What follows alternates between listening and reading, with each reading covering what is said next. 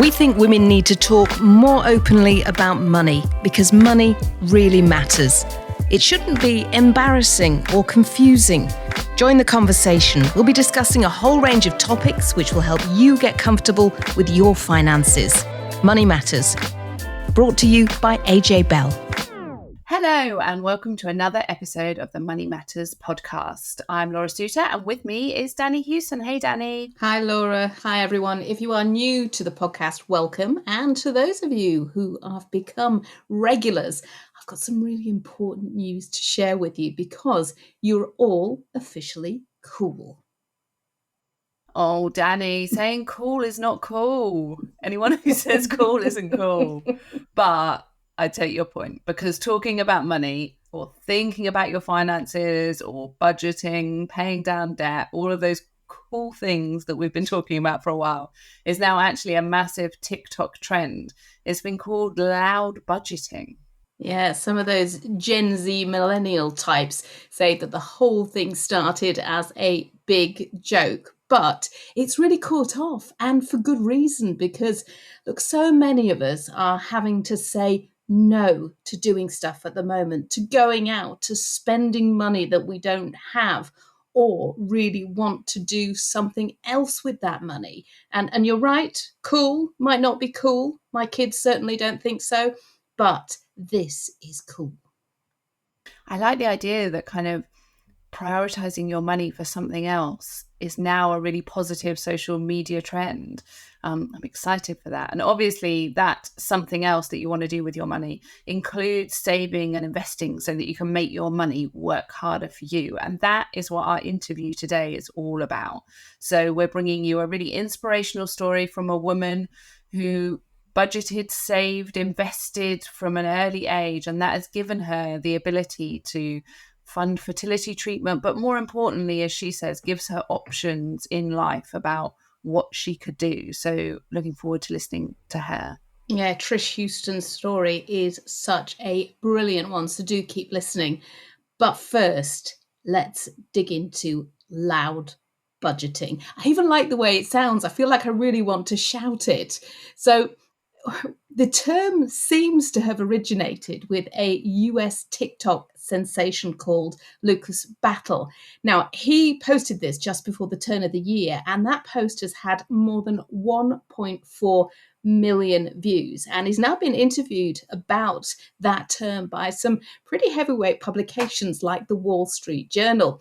And he has really struck a chord, I think, because everyone does seem now to be talking about the ways that they are loud budgeting. And there are so many different TikToks out there with people explaining the ways that they're loud budgeting, how they're saying no to people, how they're saving cash. And I really do think, Laura, that we should get some credit for this trend because we have been very loud about how people can budget over this past year. Exactly. Let's say we started it. We just didn't quite get that viral sensation on TikTok that this guy has. But I love it. I think it's really good. And actually, I think it kind of taps into something that we've talked about before, which is that with all of the downsides that the cost of living crisis, higher interest rates, higher inflation, all of that stuff has come with, actually it's come with the benefit that people are willing to talk about money more. You know, chatting about mortgage interest rates has become a really common thing where people didn't talk about it previously. Chatting about kind of budgeting, or I know that from my own WhatsApp groups that I'm in, sharing some money saving tips or, oh, I got this good deal on here is way more common now, I think, than it was before. So hopefully one of the benefits of the cost of living crisis is that it's made talking about money way less taboo in comparison to previously. Yeah, absolutely. I had a message the other day about some really cheap toilet paper that was on sale at one of the local supermarkets. So, you know, that just goes to show the standard of the conversations that I have with my fellow mums up here in Huddersfield. But you're absolutely right. We started this podcast a couple of years ago because we were going out with our friends and finding that they were more than happy to talk about sex or to talk about their kids or talk about their jobs, but they just weren't interested, didn't feel comfortable talking about money in the same way that they do now. And I think it's really refreshing. And I think actually, although this did seem to start as a bit of a joke, and it surely has come out of a really, really difficult time for a lot of people, it does mean that saving, investing, thinking about your money, making sure that it's working for you, and deciding what you are going to do with your money and sharing that with other people, that has become commonplace. And I think that going forward, that is going to be a brilliant thing if we can keep hold of that. And there does seem to be a lot more confidence as well. We're talking about what's been a really difficult period of time, and I know a lot of people are still struggling, but consumer confidence actually hit the highest for 2 years, according to a survey by GSK, which comes out every month. And that is because people are beginning to feel better about their personal finances, perhaps because they're making these loud budgeting decisions. And I think it's great that there is that bit of positivity. And I don't want to be the Debbie Downer here, but there are definitely signs that while there's that positivity, we're not out of the woods yet. And we know that there has been a default on mortgages and credit cards in the run up to Christmas. And we would expect that to continue, as credit card bills land in January and February, and people really look at how they're going to pay for that. What we're expecting is an increase in default. So this is where people get behind on their debt, and for that to continue throughout 2024. Now, that feels a bit weird to say when we think about the fact that we've got inflation falling and people are feeling more positive, because there's that sign that maybe these really rising prices are coming to an end, and that, things like energy bills have dropped a bit. There's those signs of positivity. But the real issue here is that there's a lag when the Bank of England raises interest rates. There's a lag between when they raise them and the real impact that it has on people. So if you think about all those people out there who haven't had to remortgage yet, then they felt a bit of that increase of interest rates, a bit of that pressure on their budgets, but they've not felt the full force of it until they come to remortgage. And so what we're going to see this year is more people rolling over from their fixed rate mortgage onto a new deal that's then going to cost them more money, and that's where they might hit trouble. The same, with personal loans. People might have got through for now, but then finding that they've run out of money for that, or that rates have gone up. And so there is a bit of a kind of word of caution for the year ahead, that while we are seeing some of those key figures, inflation dropping, potential for interest rate cuts now, some people still will be feeling the effects of those cumulative interest rate rises that we saw over the past couple of years. And I do think it is worth taking stock of where we are with inflation, because obviously we had that surprise uptick last month. So in December, instead of inflation continuing to fall, it actually went up. Now, just by a teeny tiny bit. And in terms of the trend, I think most economists certainly seem to say that it will keep falling. And when you look at the impact of what we were dealing with last year compared to what we're dealing with this year, that certainly does seem to be the case. But we have had higher energy bills. Now, I've got some good news for you. I am not going to be the Debbie Downer here, because Cornwall Insights, who puts out these numbers to give us an idea of what that energy price cap is going to look like when it is set the next time out. So this is where it is going to be from April. And it's expected to fall by a whopping 16%. Hooray! So the average house will be paying £1,928. That's what they've got at the moment. And it'll fall to £1,620 from April. That's a big jump, Laura. Yeah, that is. And that will have a real impact on people's budgets. Obviously, that is the average amount. If you have higher energy usage, your bill will be higher. But that drop in energy costs will be a real boost to people, I think. And we are seeing, even though that inflation number ticked up slightly, we are seeing the costs of some items at the supermarket, for example, are actually dropping now. So not only just not increasing by as much, but falling as well. I think the other thing to look at as well is interest rates, because as I talked about there, they have such a huge impact, particularly on those with mortgages. But not only that, people who rent as well will see their rents increase as a result of their landlord's mortgage costs going up. So it's not just an issue that affects homeowners.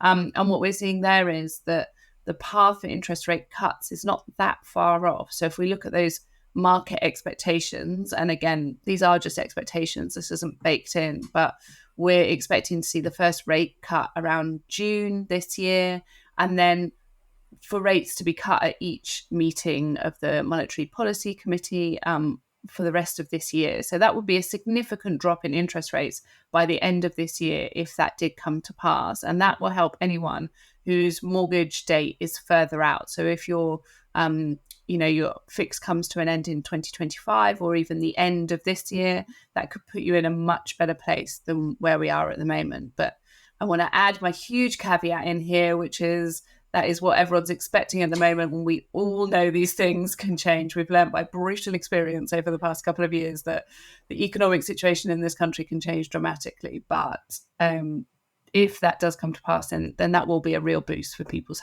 household budgets. And there is a tiny fly in the ointment to all this as well, because I'm sure most people have been reading the news and looking at their phones and getting those news updates, and shipping costs and the shipping disruption being caused in the Red Sea. That is causing a huge amount of uncertainty about where prices might potentially go. So it's one of the reasons that we thought loud budgeting today would be such a good topic to tackle, because it does help deal with lifestyle creep. It makes it okay to say, do you know, I'm not going out to the pub tonight. I'm not going to buy that really expensive handbag that I've been looking for ages. My mates just messaged me to say it is on offer and I should go out and buy it immediately. No, I'm not going to do that, because I'm saving up for a wedding, for a holiday, to put some more money in a pension, maybe just to give myself that little buffer.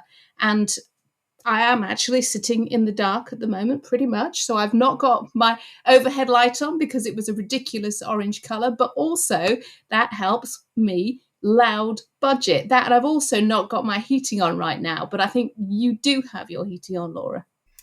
You've outed me on the podcast. I treated myself to an hour of heating and now I shall be publicly shamed. But yes, I think it's all about targeting that lifestyle creep like you talk about. But one thing that I find really motivational is thinking about what you're saving for. So rather than saying, oh, I'm going to go without that particular thing because I need to save some money, actually think about, if I go without that thing, that helps me get towards my target of saving X amount for that emergency fund or that holiday at the end of the year or whatever it may be that you want to save for. I find it way more motivational if you've got a thing in mind that you're saving for and then you're sacrificing those items for that future win, rather than just beating yourself up and saying, oh, I shouldn't spend as much money, I should budget a bit more. So that has really helped me. But I mean, I feel like it's a constant battle, isn't it, against that lifestyle creep, against the slightly more expensive item, the item that you've been sucked in by social media into thinking you need to buy. It's a constant battle. Now, I have a huge win to share with you, because my eldest, who started work a year ago and has been spending on clothing, actually opened a savings account last week. And it's exactly as you just said. It's because she's got something coming up. She's going to Spain on a school trip in the summer and she wants some spending money for that. And I've said, well, look, maybe I'll give you 50 quid, but that's your lot. So if you want to really go and enjoy, you'll have to save up. And she has started. So she's got 50 quid now in a savings account from the wages that she got. And by the time she goes in the summer, she should have a few hundred quid. And hopefully then that thing that she's learned about saving, that habit, she'll keep doing. And it's really interesting because this trend, of course, started with younger people, and they have been disproportionately impacted by the cost of living crisis. But loud budgeting, as I've just demonstrated, is useful at any age with my lack of lights and no heating on. And I just wanted to flag that we're hosting a special in-person event in London on Thursday, the 7th of March, to mark International Women's Day. And this one's aimed at women in midlife, or queenagers, as one of our guests, Eleanor Mills from Noon, has dubbed us. Maybe not you so much, Laura, but definitely me. Well, we would love to see you there. So, like Danny says, it's focused on midlife finances. So, really uplifting stories about career changes later in life, getting back into work after a career break, the fact that it's never too late to think about your financial future. There'll be a big focus on pensions, and then how to bring all of that together and make sure that you're saving enough. So, maybe you could loud budget in order to give yourself a bigger pension pot. Yeah, there's going to be plenty of reminders about it on our social media. To sign up, just pop onto our website, ajbellmoneymatters.co.uk. It is a free event, but places are limited. We'll have the usual fizz and nibbles, so you'll be able to loud budget that night by eating and drinking on us rather than going out and eating and drinking. It's also a brilliant chance to support our charity partner, SmartWorks. Now, if you are not convinced by Laura and my discussion just then about loud budgeting, I am betting that our next guest might just change your mind.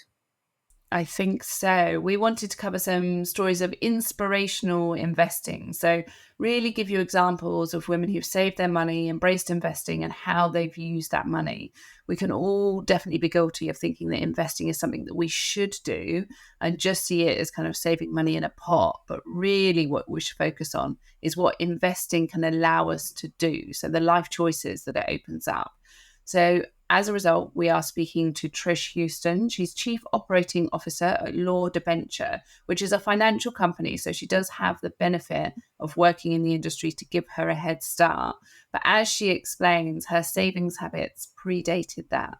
She's used saving and investing to enable her to have children by herself. And now she is the proud solo parent to 2 daughters.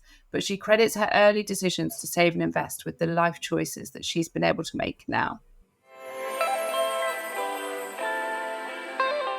So, hi, Trish. First up, I want you to talk to me about how you got into investing for the first time. What was the thing that spurred you into taking that first step into investing?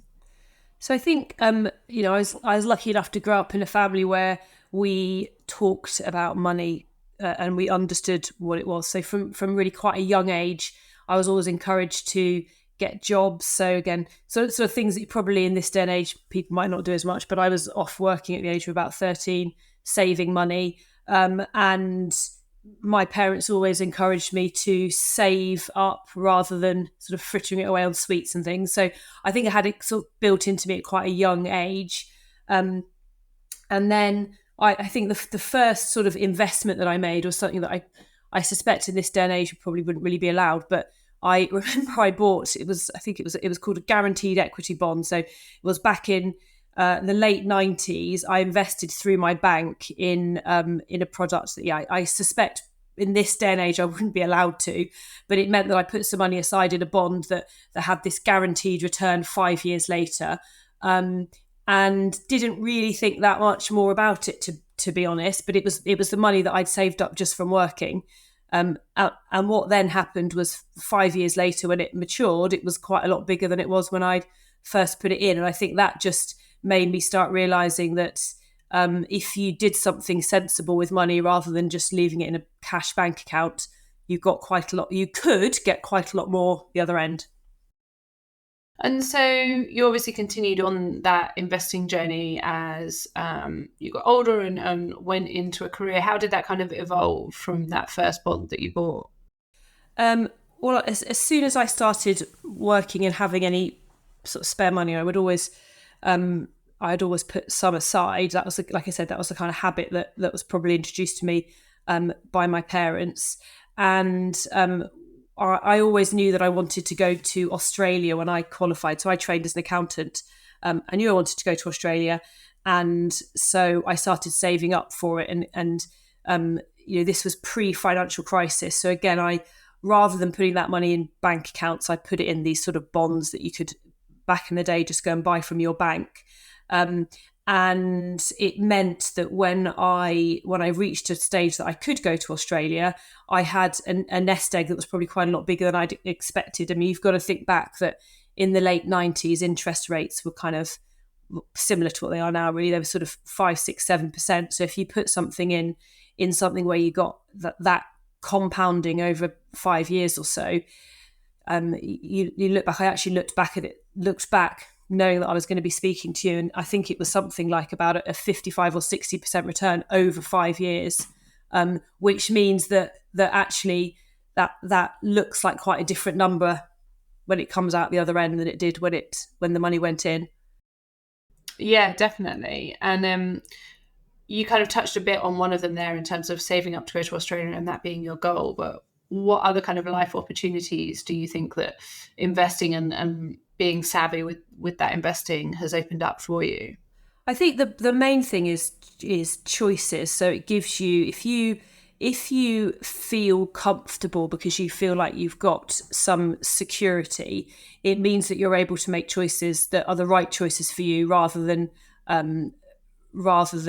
having any sort of fear of what might happen. So I think it gives you the opportunity to an extent take financial risk off the table a little bit. So I think that the main one for me was that when I got into my late 30s, obviously by this stage I've been working for 20 years and I've always sort of been squirreling a little bit away, and I'd always put it in relatively low risk. I've never been someone who's taken high risk. Any time that I've gone and just invested in a company, it's never paid off. I've always lost money in those situations. But when I've put money into sort of, I don't know, trackers or some kind of quite well diversified fund of some description, it's, over time we know that history has shown over time that is gives better returns than cash. So when I hit my late 30s and I was starting to think that I really wanted to have a family, I was lucky enough to be able to make the decision that was the right decision for me, which was to go ahead and do that on my own, rather than doing it in a relationship that might not be quite the right one, because I was worried about the financial security. So it just gave me some peace of mind that if I was going to go ahead and embark on that route to parenthood on my own, knowing that I had some money or some security that if I needed to, I could use, was really reassuring. And it just meant that I could take that, like I said, sort of take that off the table almost. And so you went on you had 2 children by IVF and you're a solo parent now. So do you think that investing, do you think it was about giving you, the physical money to pay for IVF, and which, as we know, is not a cheap process? Or was it more about kind of opening up the options to you, or a bit of both? Is it a mindset thing or a practicality thing, or a bit of both? For me personally, because I had a job and I was able to support myself financially, it was, for me personally, it was more about the security rather than actually dipping into the cash. So knowing that I had a safety net if I needed it. Entering into parenthood is a big unknown for people, and you don't know whether you're actually going to find that the lifestyle that you have before children is going to be the same as after. And before I had children, I'd always had work. I'd always really enjoyed my work, and I've been really lucky in that regard. But I didn't know whether suddenly having a child to look after might change things. So knowing for me that I had some safety net that I could get hold of if I needed to was really reassuring. So I'd say it was more about the peace of mind than it was about actually having to dip into it. And at the time, did you kind of talk to people around you about that, the fact that you'd invested and that had opened up opportunities for you? Because we know that, people inherently just don't talk about their finances that much. They don't talk about money that much. But I know, because you were obviously in a more unique situation there in terms of having children by yourself. And so did that open up the ability to have some of those conversations? It did, and partly because of that, and partially because I just also feel really passionately about female financial literacy and women understanding the benefit of being able to have that financial security. And it's interesting, actually, I was doing some work before I had children myself, but I was doing some work with a charity about educating women, and I just found it really interesting that when you look at the data, women save more of their disposable income than men, and that's, there's a lot of data to support that, but they are far more likely to put it in a bank account and not really do much with it. And actually, there was a lady that I used to work with who I'd had lots of conversations with about this sort of 7 or 8 years ago, and I actually saw her really recently, and she sort of joked, "Oh, Trish, I still haven't got round to putting my money in an investment, my ISA into investments. It's still in cash. I knew you were going to be really cross with me when I told you that." I said, "Well, actually, that was about 6 or 7 years ago we had that conversation, and you've had that money sitting in cash for 6 or 7 years when we've had some really high inflation. So you will that money will be worth, I mean, I don't know the exact number, but at least sort of 20 or 30% less in terms of spending power today than it was 6 or 7 years ago." So even the investment trust that I work for, which is a very fairly diverse portfolio, if you'd invested £1,000 with us 10 years ago, it would now be worth over £2,500. So when you put it into the context like that, and you see money sitting in a bank account almost losing value versus putting it in something that is a relatively lower risk investment proposition, it's really quite stark when you see the compound interest. And I would never suggest to somebody that they put something into anything that was kind of very moved a lot in value or they didn't understand. I think it's really important when you're investing that you understand what you're putting into. But there are lots of products out there that are very diverse, very clearly sort of labeled, and if you look at their performance over a 10-year period, there's a pretty reasonable chance that it's going to be materially different to it sitting in a bank account. And I think it's a real shame that people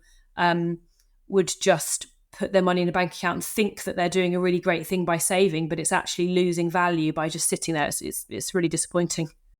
Yeah, I'm glad we are definitely on the same page there, and that's part of what we're aiming to do here. But I mean, you've already talked about some pretty big kind of goals for your investing.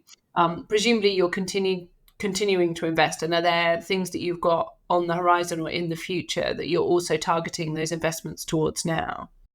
Yeah, I mean, I'm at the stage that I've got 2 young children. I, again, really lucky. I really enjoy my work. I really love being a working mum. For me at the moment, I think it sets a great example to my children, and I love talking to them about why I work and what that means for us as a family.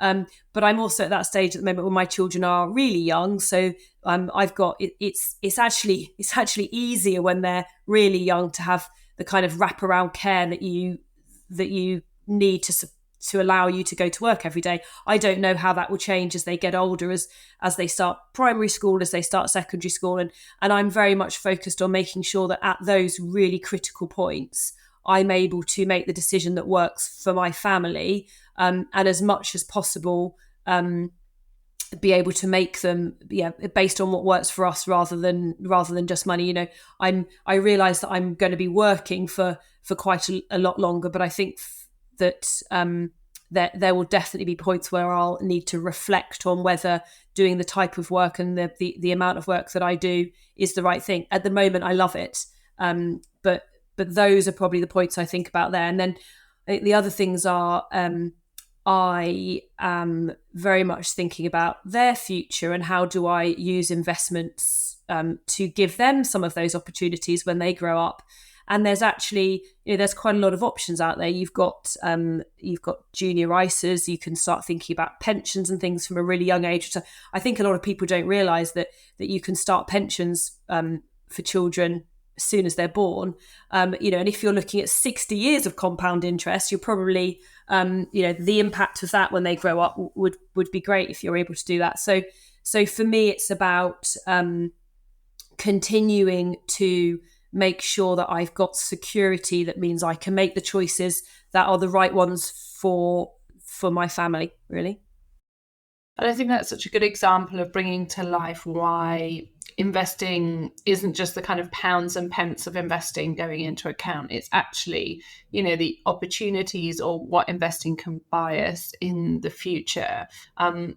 And how do you think that we kind of, as a finance industry, but also as people chatting to our friends, can reframe that from a relatively, I don't want to say dull, but not the most interesting thing to actually reframing it in people's minds of like, this is opportunities, this is life choices. Well, I think that's exactly the point, isn't it? That pounds and pennies is like, oh, so you mean you're telling me that I can't go and do whatever it is I want to do today so that I can put some money in an investment account? That sounds a bit boring. Whereas if you're starting to paint the picture of things, that actual tangible things that can be done in the future and decisions that can be made, etc., that's much more interesting. I also think we're in so much of a better position today than we were, when I first started work 20 years ago. I didn't have the likes of an AJ Bell app I could have on my phone and a really simple platform that I could engage with.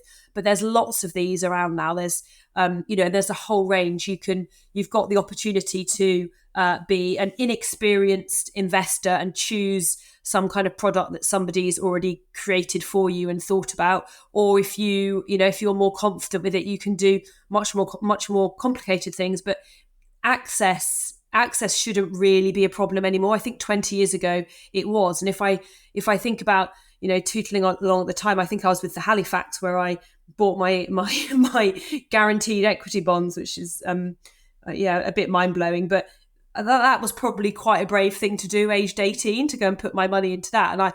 But nowadays it's so accessible, it's so easy, that I don't really see why we can't talk about. I have actually got another friend who I said to her, look, let's sit down together and I'll help you set up your account on one of the platform providers. And I think at the time there was a referral. I said, look, I will give you the money that I get given as the referral. So I will basically pay you to sit with me for me to help you get your ISA going or move your ISA out of cash into something suitable. And a year and a half later, we still haven't got round to doing it. So it's one of those life admin things that feels like a hurdle to do. But once you've done it, if you can set up a direct debit or something so that there's just a bit of money that comes out every month into something that you trust, and if you've got patience, I think in 10, 15, 20 years, you'll be really pleased, really proud of yourself. Back to your colleague, and thinking about her who was, remaining in cash and hadn't got around to investing. There is that propensity for women on average to stick with cash rather than invest it. And there's loads of research out there on kind of why that might be. But what do you think the biggest barrier is for women that perhaps doesn't exist so much for men who are investing more? I think that my experience is that women are probably a bit more risk averse than the men. And because they don't quite understand it, they don't quite want to take that risk. And I think if there's a way that we can really demystify it, and again, I think there's lots of products and things that are out there now which are really simple to use. And if we can help women to understand what they are, that's really helpful. But I think in general, women are in the investment space probably a bit less willing to take risk than men. And when I say risk, I'm not talking about risk in a sort of investing context. I mean, they understand what cash in the bank is. They can see a number and they can see it growing and they can understand it. I think perhaps they don't understand how investments work. I think the idea that it could go down in value might put them off. So I think if there's a way to help people understand what their investing timeline is and understanding that actually, sure, if you want to get your money out in 3 weeks' time, it's not a great option. But if you can put something aside, and if you're looking in terms of years, actually the data, there will be ups and downs, and obviously past performance isn't an indicator of future performance, but the data and the history shows us that over time it makes a really big impact. I think that women perhaps don't see that so much. I think they're probably more nervous about the losing money than men are. And then I think there's a sort of language barrier. There's lots of scary words when you open up an investment platform or you start talking to people about it. There's loads of words that people don't understand. So I think education, if we can as a society, if we can bring this into school and help to educate people at an early age, that would make a huge difference. And so what advice would you have for women who kind of keep thinking about investing but haven't got around to actually starting that investing journey yet? I would say just get on with it, but do something really simple. All of the platforms, AJ Bell, there are other ones as well. They've got really simple products, really simple ways to invest. But I think the two biggest bits of advice would be, don't be greedy. I think if you think that you're going to make some huge return, anything that's promising you, a really huge return over the short term, I wouldn't be putting my money into unless I really understood what it was. And then I think the other thing is patience. You can't put money into investments and look at it every single day and then panic. You have to understand what your timeline is. So perhaps it's because you want a deposit for a house. Well, realistically, when are you going to buy a house? If it's 6 months' time, you might want to keep it in cash. If it's in 6 years' time, investing it is probably going to be a better option. But you need to, in my opinion, you need to have some patience and not be greedy. So don't put your money into something where the returns look like, or they're promising returns that are too good to be true, because in my experience, that never really works. Perfect. Thank you so much for joining us today. It was really useful to hear, and hopefully we've inspired some people to start investing. So thanks for your time. No, thank you very much. Thanks, Laura. What an absolutely amazing story. And I'm sure that it's got all of you thinking about your own financial journeys. What's important to you? How are you going about making sure that you can achieve those goals? Thanks so much to Trish for talking to us. If you've got an inspirational story, do get in touch, because we'd love to talk to you on this podcast, or just share them on social media, because it is the kind of thing that I think that really demonstrates to people what your money can do for you. Now, Danny, I have to fall on my sword here and admit that I was so caught up in Trish's story that I forgot to ask her for a financial confession or dilemma. But hopefully our future guests will have good ones. So that is your confession this week then, Laura. Look, thanks so much to all of you for listening to this episode of Money Matters. Do get in touch on social media with any thoughts, questions, ways that you're allowed budgeting. We'd love it if you would tag us in on any of your TikToks or Facebook posts or Instagram posts, where you can share with people the ways that you've allowed budgeted, when you've said no to going out because you're saving up for a brilliant holiday, and you can give us a countdown to when you're going away. So we would love to hear from you. Facebook, Instagram, TikTok, that thing that used to be called Twitter, at AJ Bell Money Matters. And if you are in and around London on the 7th of March, then we do hope that you'll come along to that in-person event. We've got Baroness Helena Morrissey coming along. We've got the SmartWorks team, Eleanor Mills from Noon, and our very own Rachel Vey to talk about pensions. But don't worry, if that is not in the area you live in, we will be grabbing Eleanor and Rachel and speaking to them on this podcast in upcoming episodes. So definitely listen out for those if you're not able to make the in-person event. And thanks to all of you that came along to our January Detox Special webinar. Brilliant tips from Laura. And if you want to sign up for that International Women's Day event to personally pop along, then go to our website, ajbellmoneymatters.co.uk, go to the events page. And handily, you can also sign up to our newsletter there so that you never miss an episode. And there's always a special note from one of the team on our newsletters as well. And next time, hopefully you're feeling inspired after hearing Trish's story, and we will have an ISA special. So giving you a really simple explanation of what ISAs are, the different types of accounts, which ones might be right for you. So a real good starting point if you're thinking about that investing journey. Until then, thanks for listening. Before you go, please remember this podcast is for educational purposes, and the views expressed don't necessarily reflect those of AJ Bell. The podcast isn't telling you if a certain investment is suitable or not. Don't forget that the value of investments can change, and you can lose money as well as make it. It's also important to remember that how you're taxed will depend on your individual circumstances, and rules can change. The way an investment performed in the past may not be the same as how it behaves in the future. If you want help, go see a qualified financial advisor.